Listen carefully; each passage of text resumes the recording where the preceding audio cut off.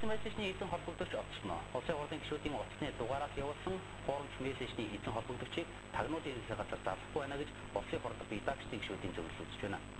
Улсын өндөр албан тушаалтай хүн хуурамч мессежний ард байна гэгч мөнгөтэй эрх мэдэлтэй хүний өмнө хууль үйлчлэхгүй байна. Иймээс улсын хурлын хавцгүй байдлын бие торонд хандхаа тэд мэдгэв. 37 хоногийн өмнө болсон үйл явдлыг дахин сануулж байна. Хятад царайгаар хилэн сэтлүүлж, Bank of China-гаар барьцаалуулж, гадныханд газраа 100 жилээр өмсүүлэх асуудал саналаа хийлнэ гэх санал асуулга бүх юмээс сонгогч иргэдийн гар утсанд өнгөрсөн 10 дугаар сарын 23-24-ний өдрүүдэд ирсэн байдаг.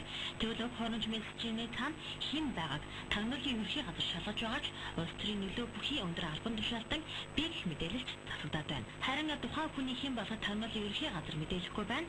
За шинэ дуртай нь мөнгө төлөөд улсын хурлын гишүүдийн гар утсны дугаарыг ашиглаад хүссэн мессежээ илгээж байгаа нь улсын хурл өөрөө дархлаагүй болсныг харуулж байна.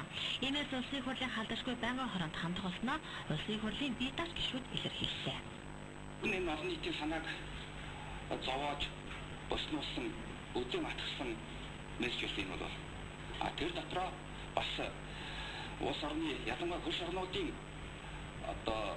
харилцаанд шинж боловч болохоос энэ хол төрсөн мессеж байсан. Энэ байдлыг болоо тасалж асах хэрэгтэй. Дахиж ийм гаргуулахгүй байхын тулд хаана ажиллах хэрэгтэй.